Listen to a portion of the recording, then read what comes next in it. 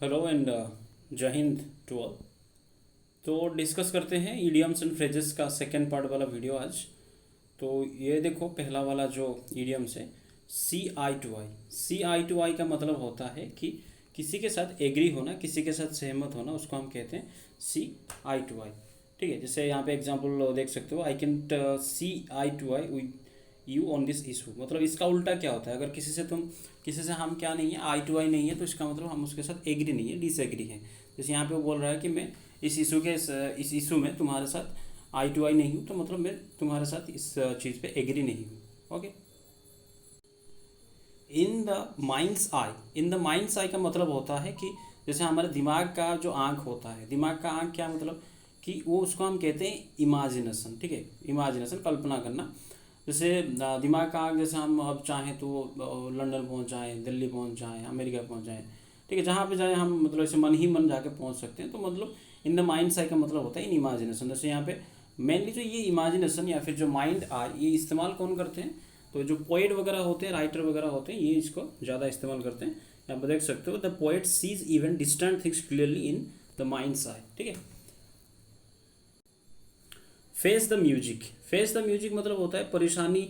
मान लो कोई भी काम कर रहे हो और उसका परिणाम को बिना सोचे, ठीक है, परिणाम के बारे में ज़्यादा कुछ ना परवाह करते हुए डट के उस चीज़ को करना, उसको स्ट्रांगली करना। अगर कोई हो जाए प्रॉब्लम तो उसको अच्छी तरह से सामना करना, उसको कहते हैं face the music.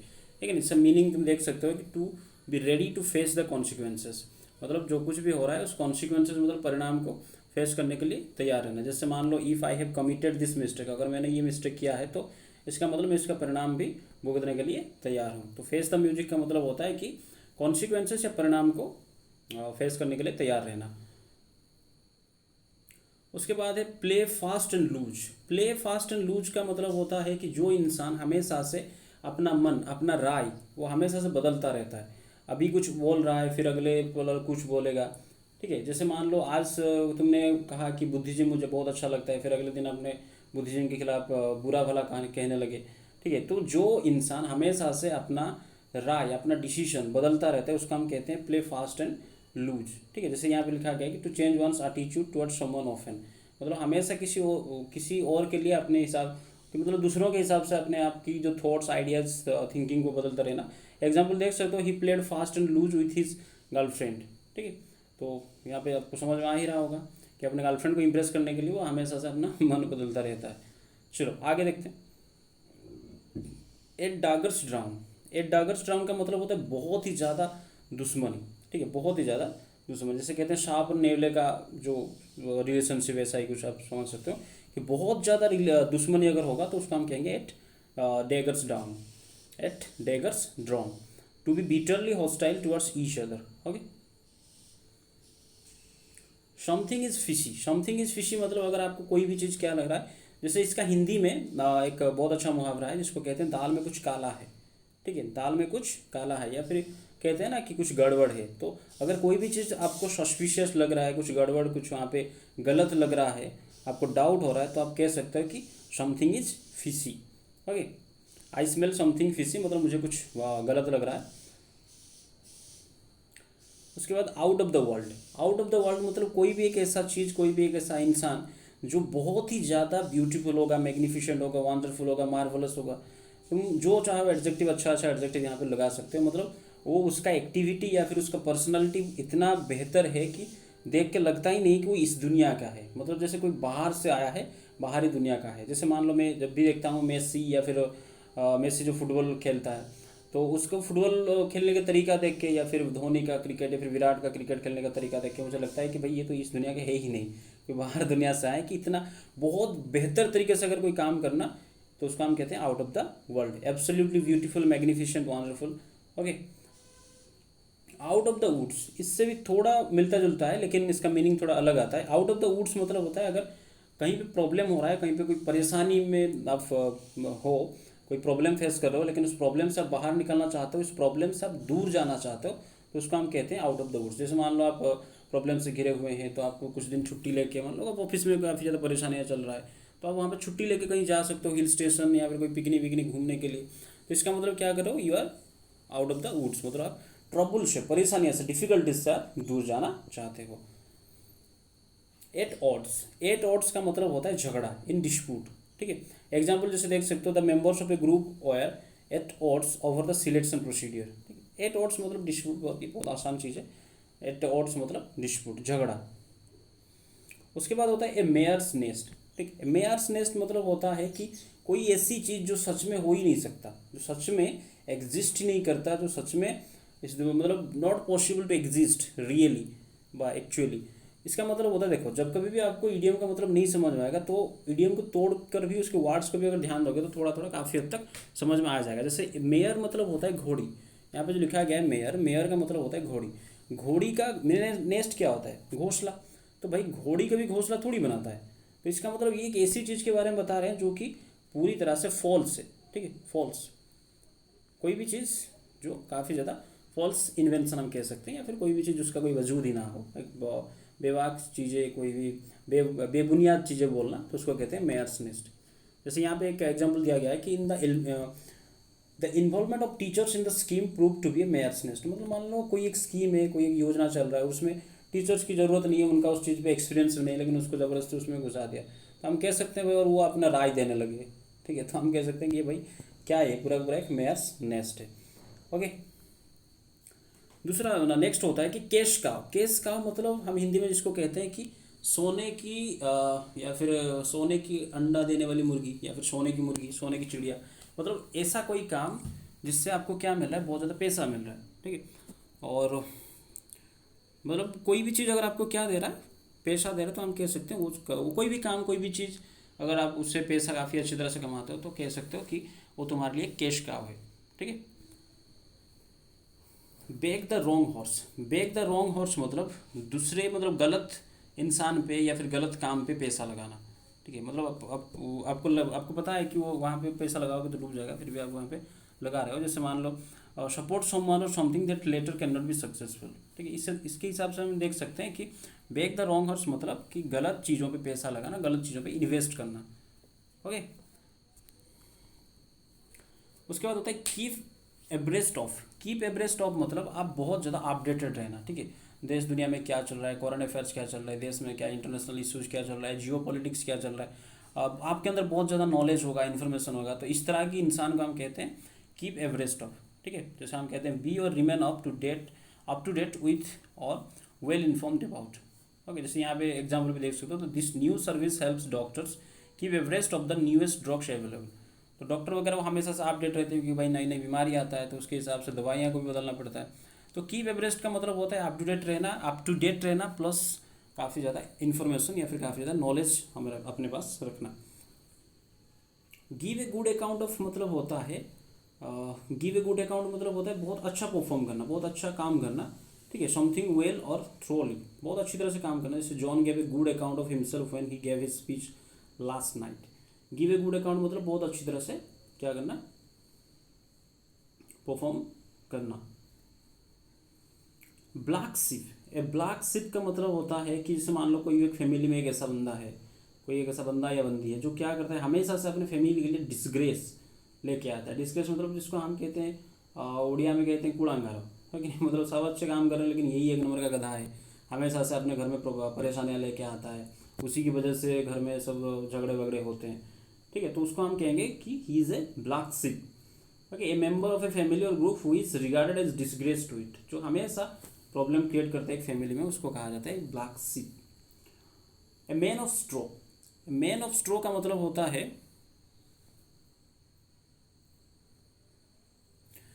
A man of straw का मतलब होता है कि a man of no substance. No substance मतलब एक ऐसा इंसान, एक ऐसा बंदा जिसका बातों का कोई वजूद ही नहीं है, मतलब उसको कोई वैल्यू ही नहीं देता, ठीक है। वो हमेशा से कुछ ना कुछ बकवास करता ही रहता है, उसका बात का कोई मतलब कोई उसको ध्यान से कोई उसको ध्यान ही नहीं देता, वो हमेशा से कुछ ना कुछ बकवास करता ही रहता है, उसको हम कहेंगे man of no substance.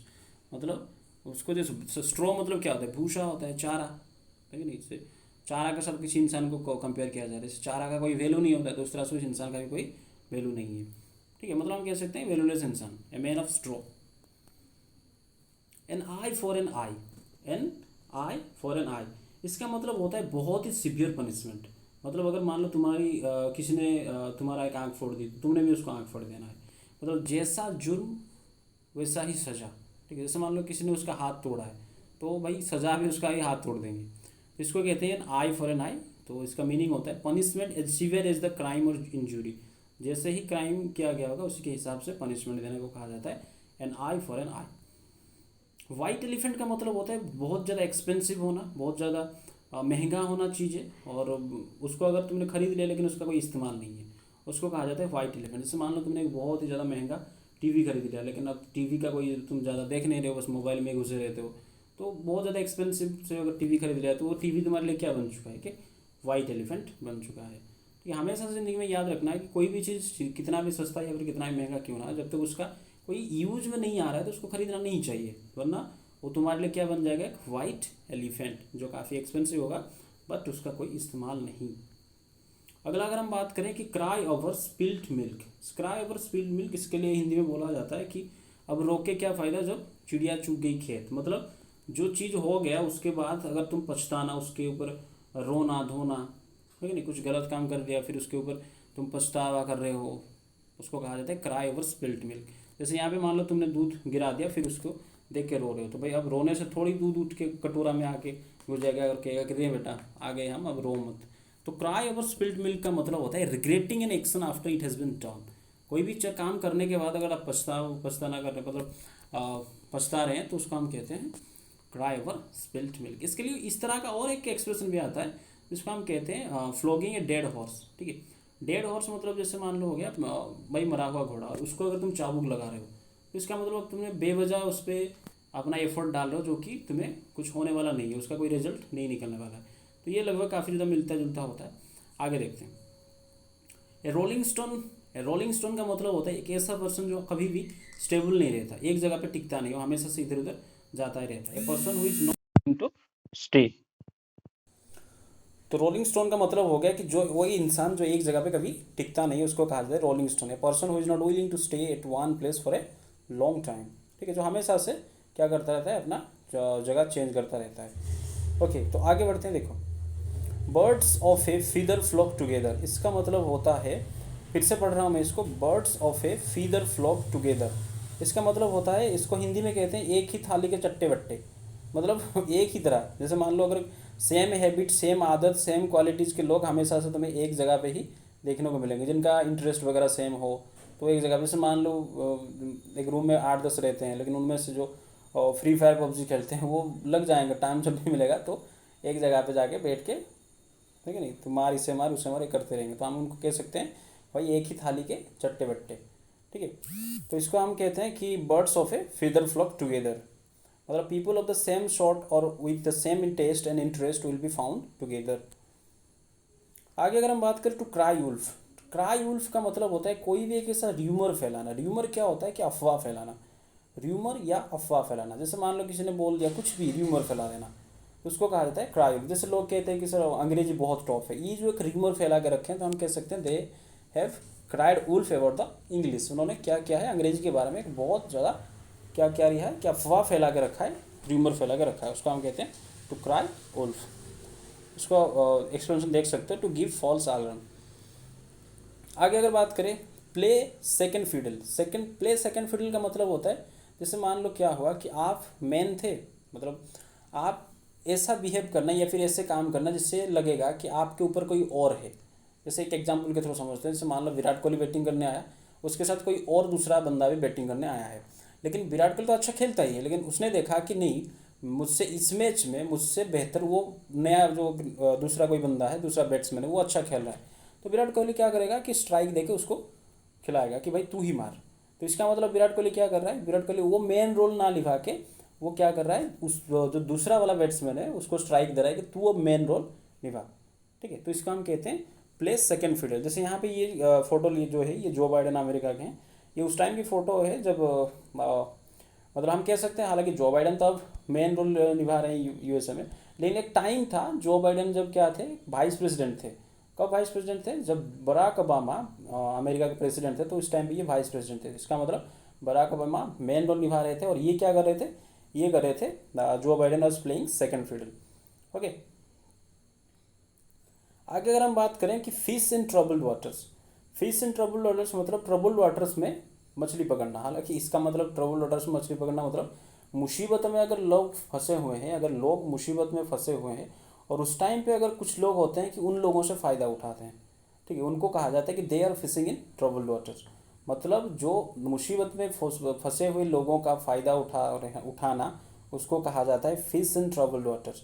Okay, when you fish in trouble waters मतलब आप क्या कर रहे हैं कि जो लोग मुसीबत में फंसे हुए हैं, जैसे ये कोरोना के टाइम पे हमने देखा होगा कि ऑक्सीजन शॉर्टेज था, तो इसलिए लोग काफ़ी ब्लैक मार्केटिंग होता था ऑक्सीजन का, सैनिटाइज़र का। तो मतलब लोग पहले से प्रॉब्लम में फंसे और लोग उसका फ़ायदा उठा रहे हैं। तो इसका मतलब क्या कर रहे थे वो, they were fishing in trouble water. To be above board, इसका मतलब होता है बहुत ही ज़्यादा ऑनेस्ट होना किसी भी बिजनेस डील कर लेके, या फिर किसी भी ज़िंदगी की परिस्थिति में बहुत ही ज़्यादा ऑनेस्ट होना, उसको कहा जाता है to be above board. Drive someone up a wall या फिर ड्राइव समवन क्रेजी, इसका मतलब होता है कि किसी को इतना ज़्यादा परेशान करना कि वो काफ़ी ज़्यादा फ्रस्ट्रेटेड हो जाए। ठीक है, जैसे मान लो आपने गए हैं कहीं पे पार्क में बैठने के लिए, शांति में कुछ देर आप वहाँ पे अकेला रहना चाहते हैं, लेकिन कोई बंदा आता है और आपको कंटिन्यूसली कुछ ना कुछ पूछता रहता है और इरिटेट करता रहता है, और इतना इरिटेट करता है कि आप उससे काफ़ी ज़्यादा गुस्से में आ जाते हैं। तो इसको हम कहते हैं किसी भी को भी इस तरह का अगर करना, इस तरह से फ्रस्ट्रेटेड करना, गुस्सा दिलाना, उसको हम कहते हैं drive someone up a wall या फिर ड्राइव समवन क्रेजी। ठीक है, जैसे क्या एग्जाम्पल उसका मीनिंग भी लिखा गया है, देख सकते हो, टू रियली एनॉय समवन और make them frustrated. For example, Sally is driving me up the wall, she keeps asking me stupid question. मतलब वो बहुत ही इधर उधर का बेकार बकवास टाइप का सवाल पूछ के मेरा क्या कर रहा है, वैसा खा रहा है। तो उसको कहते हैं drive someone up a wall या फिर drive someone crazy. Chapter and verse मतलब होता है कोई भी चीज़, कोई भी काम के लिए आपको बहुत ही डिटेल में अगर तुम उसका प्रूफ देना चाहते हो तो उसको कहा जाता है चैप्टर एंड वर्स। जैसे मान लो तुमने उसको कुछ कहा दो, मतलब किसी के साथ तुम्हारा आर्ग्यूमेंट हो रहा है और तुमने कहा कि संविधान में ये लिखा है, वो फिर उन्होंने कहा मैं नहीं मानूंगा, मेरे को दिखा संविधान में कहाँ लिखा है। ठीक है, तुमने कहा कि ये आर्टिकल 19 में लिखा गया है, तुम कहोगे नहीं मुझे खोल के दिखा कहाँ पे आर्टिकल 19 में लिखा गया है। फिर आर्टिकल 19 तुम कहा कि संविधान में, उसने कहा कौन से पेज में लिखा गया है। तो डिटेल में अगर चीज़, मतलब उसको क्या चाहिए, चैप्टर भी चाहिए फिर वर्स भी चाहिए, मतलब पूरा डिटेलली स्पेसिफाई करना किसी भी चीज़ को, प्रूफ देना, उसको कहा जाता है chapter and verse, very specially detailed या फिर proof. Bite the bullet, bite the bullet का मतलब होता है कि ऐसा डिसीजन लेना, आपको पता ही है कि मतलब इस डिसीजन लेने से आपको बहुत ज़्यादा प्रॉब्लम भी हो सकता है, लेकिन फिर भी आप क्या कर रहे हैं, उस तरह का डिसीजन ले रहे हैं, बहुत ही स्ट्रॉन्ग डिसीजन लेना। Okay, to be brave and endure something unpleasant, आपको पता है कि शायद ये डिसीजन लेने के बाद आपके साथ कुछ बुरा भी हो सकता है, लेकिन आप वो डिसीजन ले रहे हैं, तो इसका मतलब आप क्या कर रहे हैं, you are biting the bullet. Okay, जैसे यहाँ पे एग्जाम्पल देख सकते हो, I know my boss will be angry that I lost the contract but I have to bite the bullet and tell him about it. जैसे मान लो तुमने कुछ गलत काम किया है, तुमने ही गलती किया है, लेकिन बस अगर तुम्हें पता है कि अगर तुम जाके कहोगे तो बस तुम्हारे ऊपर क्या करेगा, गालियाँ वालियाँ देगा, लेकिन फिर भी तुम जाके उसको सच बता रहे हो, तो इसका मतलब आप क्या कर रहे हो, you are biting the bullet. Hit the ceiling, hit the ceiling का मतलब होता है बहुत ही ज़्यादा गुस्सा होना। हीट द सीलिंग मतलब होता है बहुत ज़्यादा, अपना गुस्सा बहुत ही पीक पे होना, उसको कहा जाता है हीट द सीलिंग। जैसे मान लो if someone hits the ceiling it means they were reacting very angrily.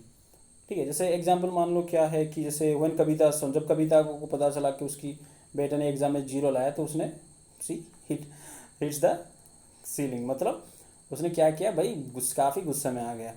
Okay, ruffle someone's feathers, ruffle someone's feathers मतलब जैसे मैंने पहले बताया तुम्हें, ओके, कोई इरिटेट करना, किसी को बहुत ज़्यादा इरिटेट करना, टू इरिटेट और एनॉय समवन, उसको कहा जाता है रफेल समन्स फीदर। फीदर क्या होता है, पंख होता है, अगर चिड़िया के पंख को कंटिन्यूसली आप वहाँ पे छेड़ोगे तो भाई चिड़िया तो गुस्सा होगा ही, तो इसको हम कहते हैं रफेल समन्स फीदर।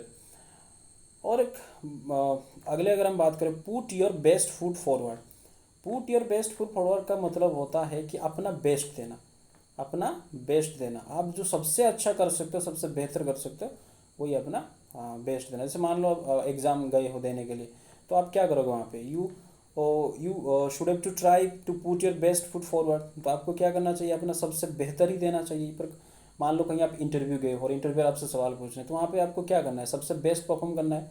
तो मतलब क्या करना है आपको, अपना you have to put your best foot forward, तो उसको कहा जाता है अपना सबसे बेस्ट देना। क्यूरियोसिटी किल्ड द कैट, मतलब इसका मतलब होता है क्यूरियोसिटी किल्ड द केट, इसका मतलब होता है कभी कभी ज़रूरत से ज़्यादा क्यूरियोसिटी इंसान को परेशानी में फंसा सकता है। जैसे मान लो मैंने तुम्हें कहा कि इस दरवाजे को खोलना हो, तो इस दरवाजे के पीछे खतरा है, ठीक है, लेकिन आप नहीं मानोगे, आप तो उसको खोल के रहोगे। तो इसलिए जो ज़रूरत से ज़्यादा किसी भी चीज़ को अगर आप दखलंदाजी देना चाहते हैं तो इससे आपका ही नुकसान होता है, ठीक है। मतलब ज़रूरत से ज़्यादा अगर दूसरों के बारे में आप जानने की कोशिश करोगे तो भाई उल्टा आपका ही नुकसान होगा। तो इसको कहा जाता है क्यूरियोसिटी किल्ड द कैट।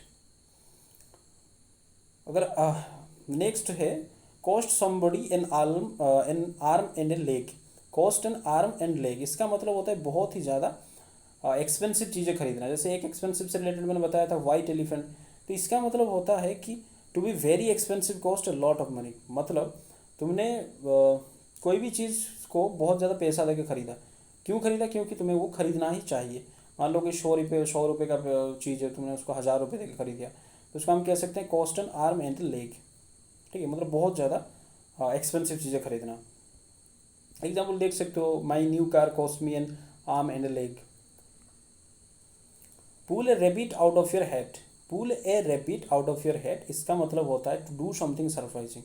मतलब यहाँ पे देख सकते हो ये हेड से क्या निकल रहा है, रेबिट निकल रहा है, तो इसका मतलब किसी को क्या कर रहा है, सरप्राइज कर रहा है, ठीक है। या फिर कोई सरप्राइजिंग, कोई आश्चर्य कर देने वाले काम करना, उसको कहते हैं pull a rabbit out of your head. To tie the knot. To tie the knot का मतलब होता है शादी कर लेना, किसी से शादी कर लेना। To get married to someone, to tie the knot. Achilles heel. Achilles heel का मतलब होता है वीकनेस और वल्नरेबल पॉइंट। जैसे मान लो क्या हुआ कि तुम्हारा जो वीक पॉइंट है उसको कहा जाता है, उसको कहा जाएगा कि ये तुम्हारा एक्लिस हील है। वीक पॉइंट के लिए और एक भी आता है, उसका हम शोर पॉइंट भी कहते हैं, SORE, शोर पॉइंट, ठीक है। जैसे ये जो एक्लिस हील है ना, एक्लिस के बारे में काफ़ी एक फेमस कहानी भी है। एक्लिस एक राजा था, तो उस राजा को क्या था, बचपन में उसको वरदान था कि अगर कोई इसको नदी के पानी में लेकर डुबाएगा तो ये नदी का पानी इसको क्या करेगा, बहुत ज़्यादा ताकतवर बना देगा। फिर उसकी मम्मी ने उसको लेके क्या किया कि नदी के पास चला गया, नदी के पानी में उसको डुबाया। लेकिन उसके मम्मी ने जब नदी के पानी में उसको डुबाया तो ये हील, हील मतलब क्या होता है, उसका एड़ी, ठीक है, इस यहीं पे एड़ी पे पकड़ के उसको पानी में डुबाया। लेकिन एड़ी में क्योंकि उन्होंने एड़ी में पकड़ा तो एड़ी वाला हिस्सा जो पानी से टच नहीं हुआ, तो इसकी वजह से ये वाला उनका वीक पॉइंट रह गया। फिर जब ये युद्ध करने गया तो दुश्मन उसकी यहीं पे तीर मार के उसकी हत्या कर दी, ठीक है। तो इसका हम कह सकते हैं क्या, एक्लिस हील। अगर जैसे मान लो कि मेरा सब कुछ अच्छा होता है लेकिन मैथमेटिक्स इतना अच्छा नहीं होता, तो मैं कह सकता हूँ कि mathematics is my Achilles heel, या फिर मैथमेटिक्स इज़ माई शोर पॉइंट। या उसका मतलब वही है कि मैथमेटिक्स मेरा दुखती रग है, वीक पॉइंट है। Bite off more than you can chew, मतलब अपने bite off more than you can chew, इसका मतलब होता है कि आपने कोई ऐसा काम ले लिया जो आपकी कैपेसिटी से बाहर है, आप वो काम नहीं कर सकते, ठीक है। उसको कहा जाता है bite off more than you can chew. जैसे यहाँ पे देख सकते हो, ये बच्चा इतना बड़ा तरबूज लेकर चला है जो कि वो खुद खा ही नहीं सकता। तो कोई भी एक ऐसा काम आप उसका जिम्मेदारी ले लेना जिसको आप नहीं कर सकते। मतलब आप आपकी काबिलियत से ज़्यादा का मतलब ज़्यादा काबिलियत ज़रूरी वाला काम आपने कर लेना, उसको अपने करने की वादा कर लेना, उसको उठा लेना सर पे, तो उसको कहते हैं bite off more than you can chew. Feeling blue. Feeling blue का मतलब होता है टू फील वेरी सैड, बहुत ही ज़्यादा आपको शेड फील होना, इसको कहते हैं feeling blue. A shot in the arm मतलब होता है टू गेट स्टिमुलस और एनकरेजमेंट। मतलब कोई भी काम, कोई भी बंदा, कोई भी चीज़ से आपको बहुत ज़्यादा अगर क्या मिल रहा है, एनकरेजमेंट मिल रहा है, तो उसको कहेंगे शॉट इन द आर्म, ठीक है। जैसे मान लो तुमने कोई मूवी देखा, 3 इडियट मूवी देखा, उससे तुम्हें क्या मिला, बहुत ज़्यादा मोटिवेशन मिला, एनकरेजमेंट मिला। किसी का बायोग्राफी पढ़ लिया तो उसको हम कह सकते हैं कि दिस बायोग्राफी मेरे लिए क्या है, शॉट इन द आर्म है। To take the bull by the horns मतलब होता है कोई भी डिफ़िकल्टी को बहुत ही डट के अच्छी तरह से सामना करना, ठीक है, पूरी तैयारी के साथ, पूरी ताकत के साथ सामना करना, उसको कहा जाता है to take the bull by the horns. मतलब to face a difficulty boldly. To hang up one's boot का मतलब होता है कि अब रिटायरमेंट ले लेना, ठीक है, या फिर कोई स्पोर्ट में खेल रहे हो तो आप खेलना छोड़ देना, to stop playing a sport, तो उसको कहा जाता है to hang up one's boot. जैसे हम कह सकते हैं कि सचिन तेंदुलकर ने पूरी तरह से क्रिकेट से रिटायर ले लिया है, तो हम कह सकते हैं सचिन तेंदुलकर ने क्या किया है, अपना बूट्स को हैंग कर दिया है, या फिर Sachin Tendulkar has hanged of his boots, ठीक है। ये बहुत एग्जाम में पूछता है। टू च्यू द कर्ड मतलब बहुत ही डीपली, बहुत ही ज़्यादा सोचना, उसको कहा जाता है to chew the cud. To think deeply, बहुत ही गहराई में चिंतन करना, उसको कहा जाता है टू च्यू द कर्ड। इसको याद रखना है। उसके बाद होता है save for rainy day. Save for a rainy day मतलब परेशानी या फिर ऐसी वक्त के लिए, मुसीबत टाइम के लिए, ठीक है, पैसा बचा कर रखना, उसको कहा जाता है। या फिर भविष्य के लिए पैसा बचा कर रखना, ताकि भविष्य में कोई ऐसा मुसीबत वाला टाइम हो जाए, उसके लिए पैसा बचा कर रखना होता है। To save for a rainy day, ठीक है। रेनी डे को इसको किसके साथ कंपेयर किया गया है?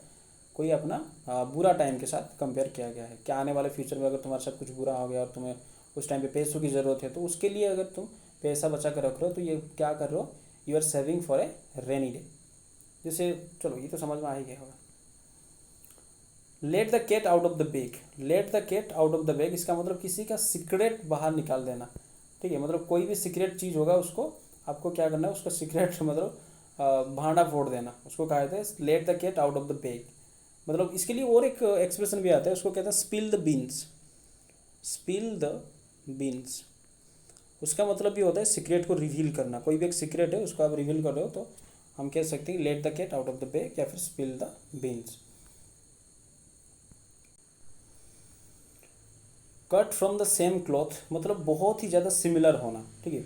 अगर कोई भी दो इंसान एक दूसरे के साथ काफ़ी ज़्यादा मिलते जुलते हैं, उनका काम करने का तरीका, उनका बोलने का, सोचने का, तो हम कह सकते हैं कि they both are cut from the same cloth. जैसे सचिन तेंदुलकर और विराट कोहली बहुत मतलब एक ही जैसे क्रिकेट खेलते हैं, एक तरह ही बैटिंग करते हैं, एक तरह इंडिया के लिए खेलते हैं, तो हम कह सकते हैं कि they are cut from the same cloth. मतलब वो आप कोई भी दो लोग अगर आपस में काफ़ी ज़्यादा मिलते जुलते होंगे, तो उसके लिए हम एक्सप्रेशन इस्तेमाल कर सकते हैं, दैट इज़ के cut from the same cloth. Chip off the old blocks. Chip off the old blocks मतलब होता है कि कोई भी बच्चा अपने मम्मी से या पापा से या फिर अपने पेरेंट्स से काफ़ी उनकी क्वालिटीज उसके तरह मिलता जुलता, तो हम उस बच्चे को कह सकते हैं कि बच्चे क्या है? Chip off the old block. मतलब जैसे मान लो किसी का पिताजी काफ़ी ज़्यादा टैलेंटेड होंगे और उसका बच्चा भी टैलेंटेड निकला उसी तरह से, तो हम कह सकते हैं क्या? ये बच्चा बिल्कुल अपने बाप पे या फिर अपने माँ के पे गया है। या फिर उसको अगर इडियम के थ्रू हम एक्सप्रेस करना चाहेंगे, तो वो होगा chip off the old block. Paying through the nose. Paying through the nose मतलब आपने कोई भी चीज़ खरीदने गया, लेकिन वो काफ़ी ज़्यादा कॉस्टली था, लेकिन आपको चाहिए था, है कि नहीं, तो उसको आपने इसके लिए और भी, जैसे वाइट एलिफेंट था, है कि नहीं, और भी एक बताया मैंने, और ये भी और एक ही है कि कोई भी चीज़ paying excessively paying more than the worth. मतलब कोई भी चीज़ 100 रुपये का था और आपने उसको 1000 रुपये में देके खरीद लिया, क्यों? क्योंकि आपको वो चीज़ चाहिए ही चाहिए, आपको खरीदना ही है। तो उसके लिए हम एक्सप्रेशन इस्तेमाल करते हैं पेइंग थ्रू द नोज। ज़रूरत से ज़्यादा पैसा खर्च करना, बर्बाद करना। कैस्टिंग पियल्स बिफोर स्वाइन, इसका मतलब होता है, देखो स्वाइन का मतलब होता है शुअर, है कि नहीं, उड़िया में इसको घुसरी कहते हैं। तो अगर शुअर का मोती का माला पहना रहे हो, तो इसका मतलब होता है कोई ऐसा इंसान, उसको आप क्या कर रहे हो? बहुत ज़्यादा रिवार्ड दे रहे हो, बहुत ज़्यादा अटेंशन दे रहे हो, बहुत ज़्यादा प्राइज़ दे रहे हो उसको, जो कि उसका हकदार नहीं है। नालायक को बहुत ज़्यादा तारीफ़ करना, बहुत ज़्यादा सम्मान देना, उसको कहा जाता है कैस्टिंग पियल्स बिफोर स्वाइन। ओके, कैस्टलिंग बोल रहे हो, casting पियल्स before swine.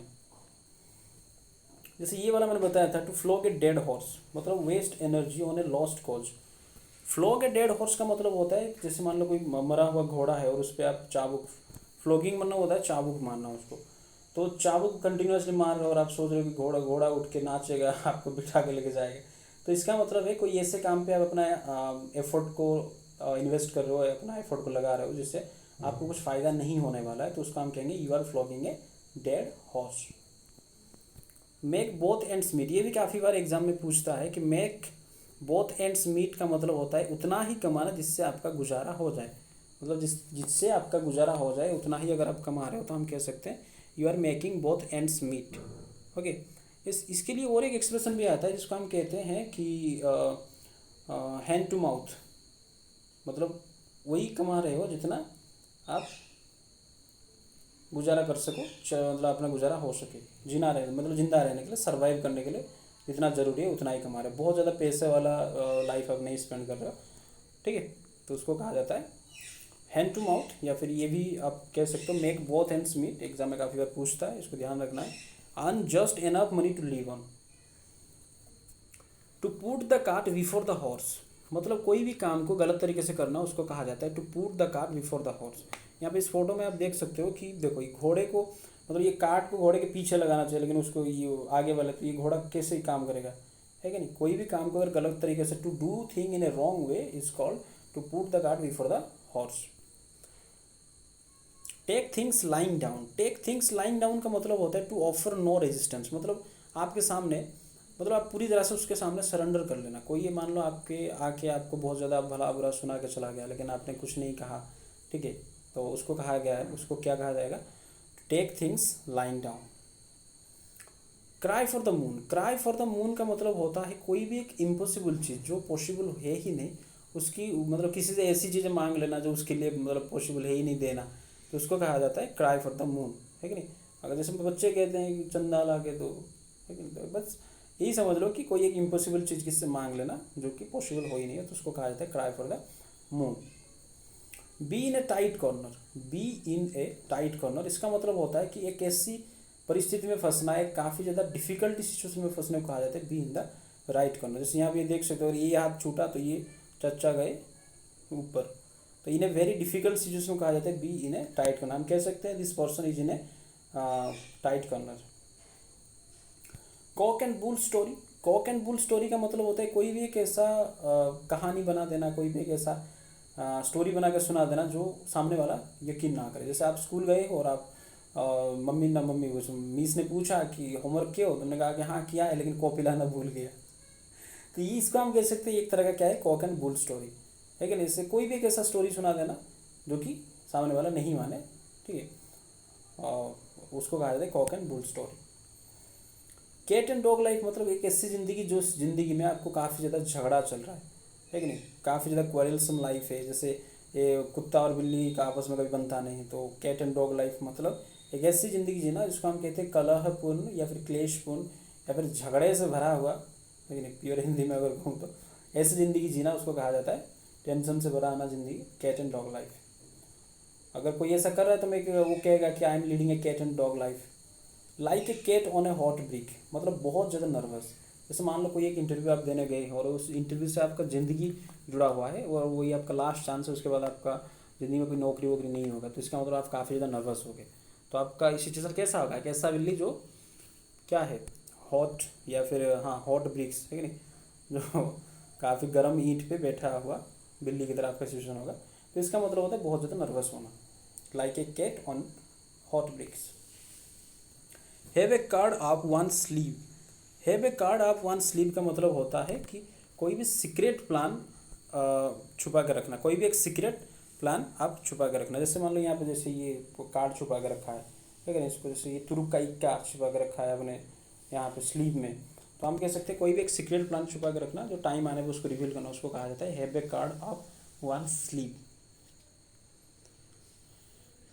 Alive and kicking, alive and kicking का मतलब होता है एक्टिव एंड हेल्थी, ठीक है, योगा मेडिटेशन जॉगिंग वॉगिंग करोगे तो आप क्या रहोगे, अलाइव एंड किकिंग मतलब काफ़ी ज़्यादा active and healthy. To burn one's finger, इसका मतलब होता है to lose on account of a foolish behaviour, मतलब कोई भी एक ऐसा बकलोल टाइप का काम करना जिससे खुद ही अपना हाथ जला लेना, उसको कहा जाता है to lose on account of foolish behaviour, ठीक है। जैसे मान लो यहाँ पे लिखा है many investor burn their fingers when they are tempted by get rich quick scheme, है कि नहीं। जैसे लोग कहते हैं चिट फंड विट फंड था सब 21 दिन में पैसा डबल, ऐसा सोच के अगर वहाँ पे बेवकूफ़ी कर दिया तो पैसा लेके भाग जाता है, तो आपने खुद ही अपना उंगली जला दी। To burn one's fingers. To call a spade, ये भी काफ़ी एक इम्पोर्टेंट है, मतलब बिल्कुल ही ऑनेस्ट होना, बिल्कुल ही सीधा साधा, बिल्कुल सच ही बोलना, मतलब किसी को बढ़ा चढ़ा के नहीं बोलना। अगर वो कोई अच्छा कर रहा है तो अच्छा बोलना, अगर कोई बुरा कर रहा है तो बुरा करना। इसका मतलब आप ऐसे इंसान हैं जो स्पेड को स्पेड ही कहते हैं। स्पेड मतलब कुदाल कुल्हाड़ी टाइप का कुछ होता है, तो कुल्हाड़ी को कुल्हाड़ी ही कहते हैं, लेकिन इसका मतलब आप कोई भी चीज़ को बढ़ा चढ़ा के नहीं बोलते। अगर वो अच्छा है तो आप अच्छा ही कहोगे, बुरा है तो बुरा ही कहोगे, तो उसको कहा जाता है to call a spade a spade.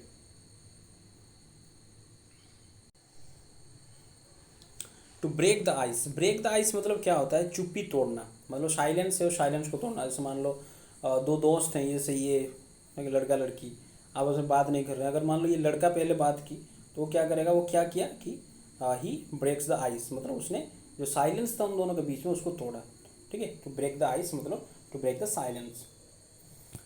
To bell the cat मतलब बिल्ली के गले में घंटी कौन पहनाएगा, है कि नहीं, ऐसा वाला जो मतलब जैसे मान लो कि बिल्ली है, काफ़ी ज़्यादा चूहे हैं, फिर चूहे ने सोचा कि बिल्ली के गले में घंटी डाल देंगे, तो इससे क्या होगा कि जब बिल्ली निकलेगी तो हमको पता चल जाएगा बिल्ली आ रहा है या आ रही है। लेकिन वो बिल्ली की गले में घंटी डालने वाला चूहा कौन होगा, तो वैसा इंसान जो रिस्क लेने के लिए तैयार होगा, टू फेस द रिस्क। ठीक है, टू बेल द कैट मतलब to face the risk. A daring action भी हम कह सकते हैं। ए कोल्ड फिश मतलब होता है a person devoid of emotions. A person, इसका मतलब होता है कि एक ऐसा इंसान जिसके पास कोई इमोशन ही नहीं हो। ठीक है, वो अपना इमोशन कभी शेयर नहीं करता, वो अपने इमोशन को दिखाता नहीं। हम कह सकते हैं जैसे जिसको कहते हैं ना कि इसका दिल नहीं है, इसके पत्थर है कि नहीं, इसका दिल पत्थर हो चुका है। तो एक ऐसा इंसान जिसके पास कोई इमोशंस नहीं होता है, वो इमोशन शो नहीं करता, उसको कहा जाता है cold fish.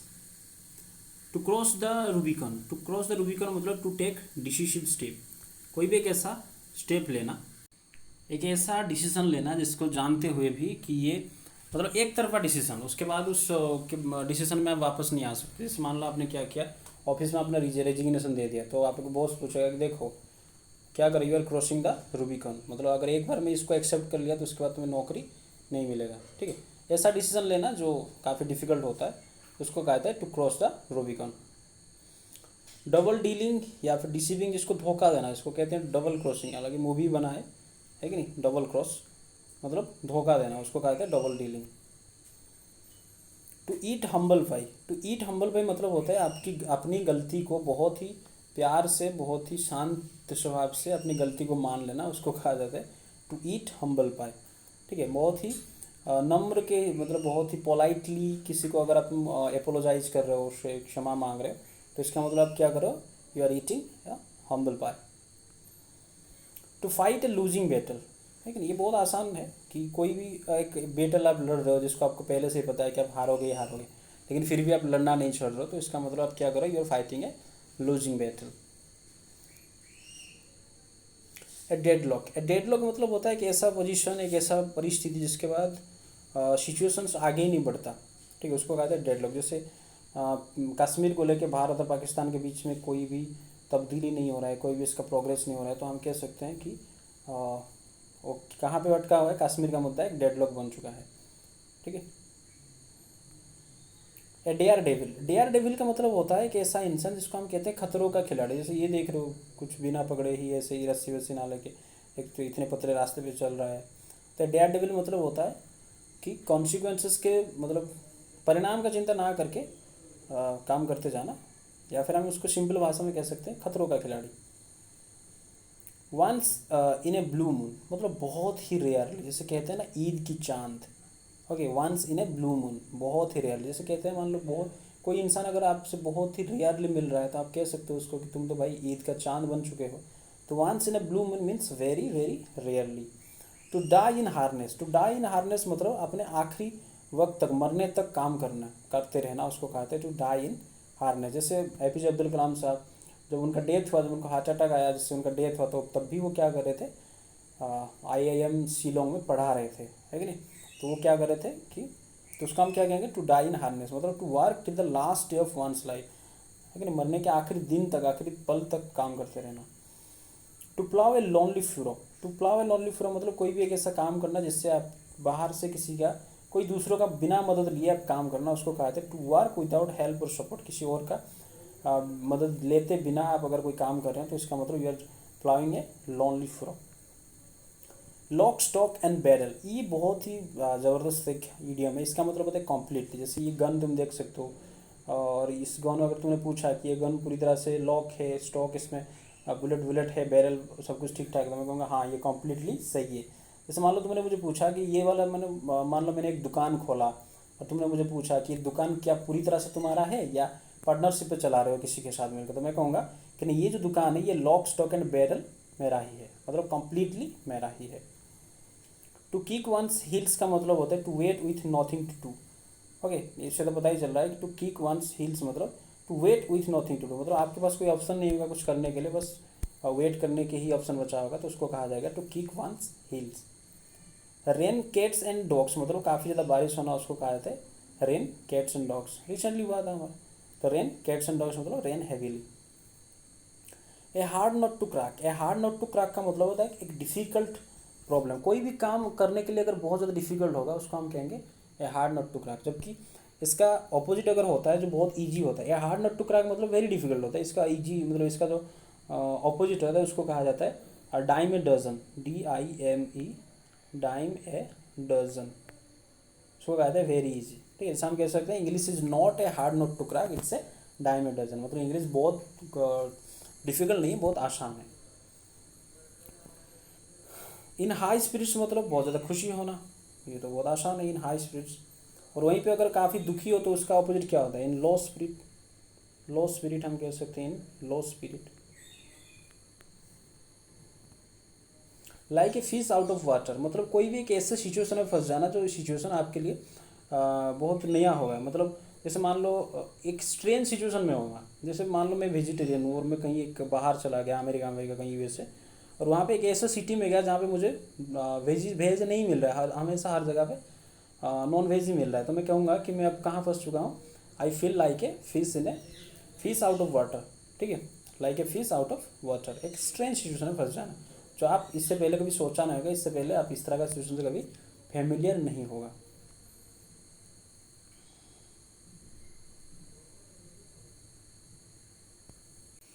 Smell a rate मतलब जैसे मैंने बताया था पहले ही, समथिंग इज फिशी, उससे ही मिलता जुलता है इसका मीनिंग है। सस्पेक्ट समथिंग फाउल, कोई भी चीज़ अगर तुम्हें क्या लग रहा है कि शंका होना, भनक लगना, कहते हैं ना मुझे कुछ बुरा होने का लग रहा है कि कुछ बुरा होने वाला है, दाल में कुछ काला है या फिर कुछ गड़बड़ होने वाला है, तो उसको कहते हैं I can smell a rate. Okay, read between the lines, इसका मतलब होता है अंडरस्टैंड द हिडन मीनिंग। मतलब कोई भी एक रीड बिटवीन द लाइन्स मतलब होता है जो सीक्रेट बातें छुपी हुई होती है उसको खोज के निकालना। अंडरस्टैंड द हिडन मीनिंग, जैसे मान लो कोई एक पॉलिटिशियन स्पीच दे रहा है, लेकिन मैं तुम्हें कहूँगा कि वो जो बोल रहा है उसको मत सुनो, वो जो बोलना चाहते हैं उसको समझने की कोशिश करो।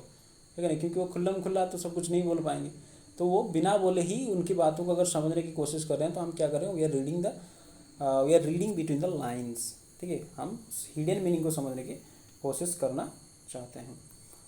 तो टूथ एंड नेल मतलब अपना पूरे पावर के साथ अगर कोई भी काम कर रहे हो तो you are using your tooth and nail. ठीक है, with all one's power.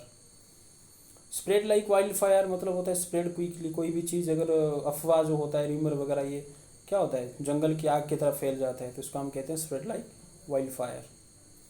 Hit the nail on the head मतलब कोई भी काम ठीक टाइम पे जैसे कहा गया है उसी के हिसाब से करना। डू और से the right thing.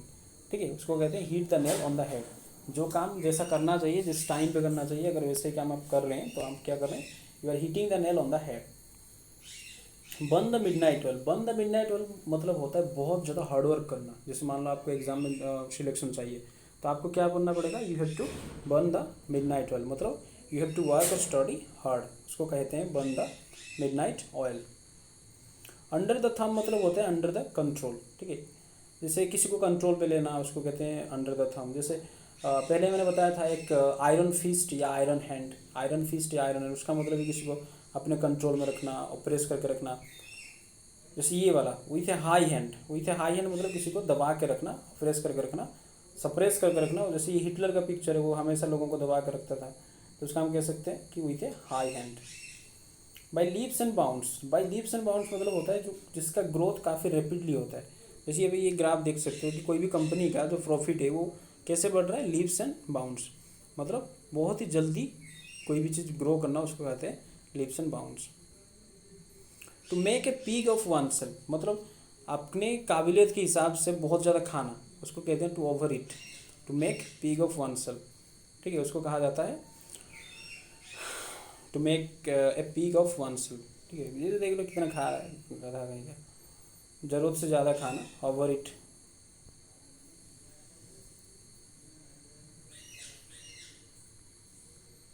Donkey's year, donkey's year का मतलब होता है वेरी लॉन्ग टाइम। जैसे मान लो मैं तुमसे काफ़ी दिनों से नहीं मिला हूँ तो मैं कह सकता हूँ, काफ़ी वर्षों से नहीं मिला हूँ तो मैं कह सकता हूँ कि I have not met you a donkey's years, मतलब मैं काफ़ी लंबे टाइम से तुम्हें नहीं मिला हूँ। वेरी लॉन्ग टाइम को डिनोट करने के लिए डोंकीज ईयर्स को इस्तेमाल किया जाता है।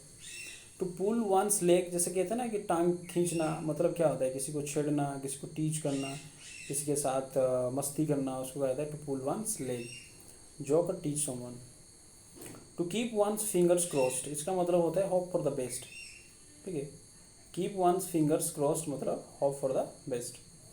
आगे अगर हम बात करें, to talk through one's head, मतलब किसी को आप ऐसे बात करना जिससे आप उसको क्या कर रहे हो, इग्नोर करके बात कर रहे हो, तो उसको कहते हैं टू टॉक इग्नोरेंटली। इसको कहते हैं to talk through one's head, मतलब आप उससे कुछ वैल्यू ही नहीं दे रहे, उसको कुछ सुनाना नहीं चाहते, ऐसे ही बस बोल रहे हो इग्नोर कर करके। To make up one's mind मतलब होता है टू डिसाइड। ओके, जैसे बताया था बहुत सारे इससे पहले भी। तो जैसे कहते हैं ना कि तुम अपना माइंड मेकअप करो, तो इसका मतलब क्या, तुम अपना decision low. Hard and fast rule मतलब होता है ऐसा कोई बहुत ही ज़्यादा रिजिड कानून। ठीक है, जैसे मान लो हमारे स्कूल में एक ऐसा कानून है, 7 बजे के बाद कोई भी बच्चा अंदर नहीं आ सकता, गेट में ताला लगा दे, तो हम कह सकते हैं कि ये वाला जो कानून है, this is a hard and fast rule.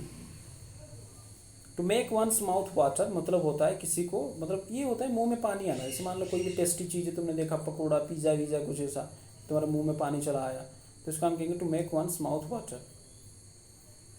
जैसे मान लो कह सकते हो कि pizza makes my mouth water, तो मतलब वो मेरे मुंह में पानी ले आया। बाई वर्ड ऑफ माउथ, कोई भी मैसेज अगर बस लोगों की मुंह से ही फैले, मुंह से फैले मतलब जैसे मान लो तुमने कहीं गया एक मूवी देखने, तुमको बहुत अच्छा लगा, फिर तुमने आके अपने दोस्तों से बोला, फिर दोस्तों की जाके देखे, फिर दोस्तों ने आके फिर अपने दोस्तों को बताया, तो ये देखो ये कैसे फैल रहा है ये न्यूज़, है कि नहीं, एक से दूसरे के थ्रू, और जिसको हम कहते हैं वर्बली, है कि नहीं, spoken message. To rub shoulder,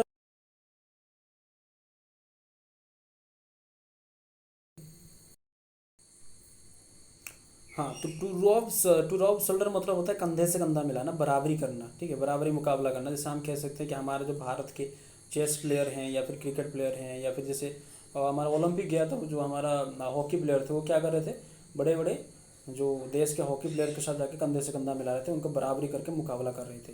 ठीक है, तो उसको कहते हैं टू रॉब शोल्डर या फिर coming to close contact. Snake in the grass मतलब है कि एक हिडन एनिमी, छुपा हुआ दुश्मन, उसको कहते हैं स्नेक इन द ग्रास, आस्तीन का सांप भी कह सकते हो। Between the devil and the deep blue, between the devil and the deep blue she, इसका मतलब होता है बिटवीन टू डेंजर, मतलब कहते हैं ना आगे कुआं पीछे मेरी खाई, है कि नहीं, मतलब इधर भी जाओगे तो मरोगे, इधर भी जाओगे तो मरोगे, ऐसे ऐसी सिचुएशन में फंसोगे, तो आगे जाओगे तो भी प्रॉब्लम, पीछे आओ तो भी प्रॉब्लम। तो between the devil and the deep blue she उसको कहते हैं बिटवीन टू डेंजर्स, हिंदी में उसको कहते हैं आगे कुआं पीछे खाई।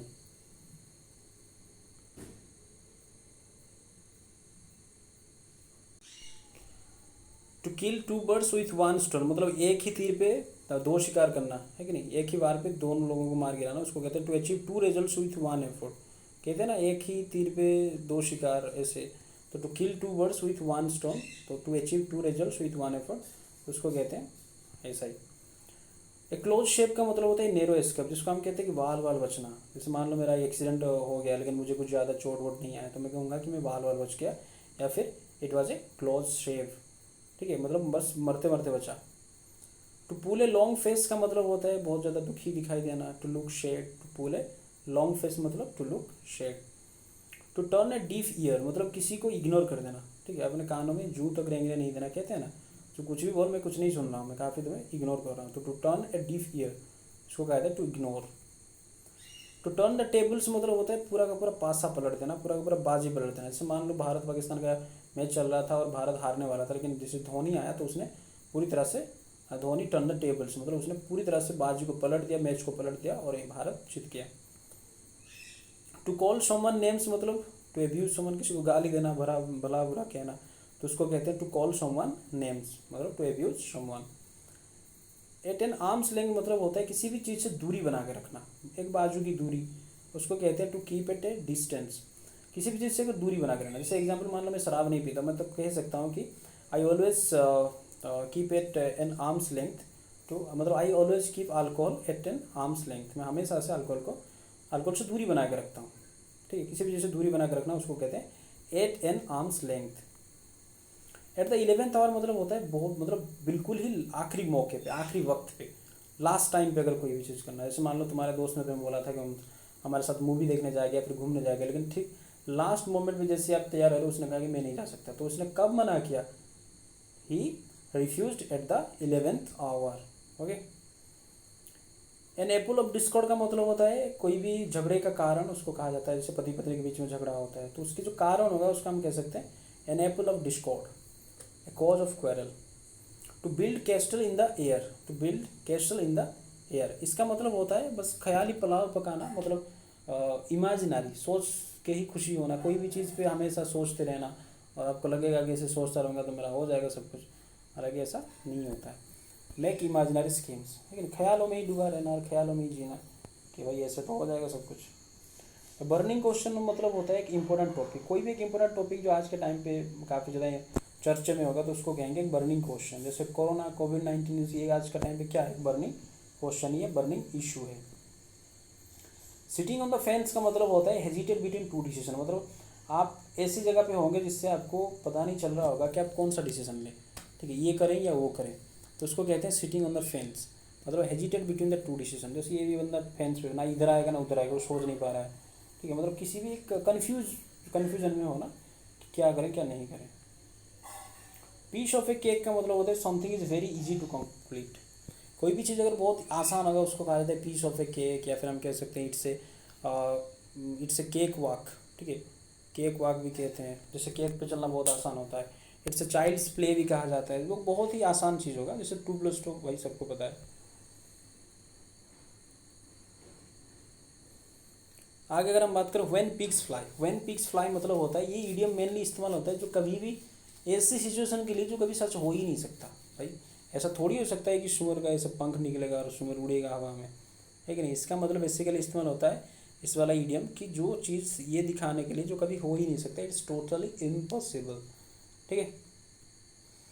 आगे है लास्ट वाला हमारा, यू कैन जज a book by its cover, मतलब किसी के भी बाहरी अपीयरेंस से उसको अंदाज़ा लगाना ये गलत होता है। जैसे कहते हैं ना कि किसी बुक को आप अपने कवर देखो उसका अंदाज़ा नहीं लगाओ किस बुक में क्या लिखा होगा, डोंट डोंट जज a book by its cover, ठीक है। इसका मतलब होता है, बस समझ में आ ही गया होगा। तो आई होप बहुत अच्छी तरह से आपने समझा होगा। इसको बार बार रिवाइज करते रहना है और इसको याद करते रखना है और एग्ज़ाम में छोड़ के नहीं आना है। जो 2-3 मार्क पूछते हैं चाहे कोई भी कॉम्पिटिटिव एग्ज़ाम हो, यहाँ से क्वेश्चन पक्का बनेगा। चलो फिर मिलेंगे नेक्स्ट वीडियो में। जय हिंद।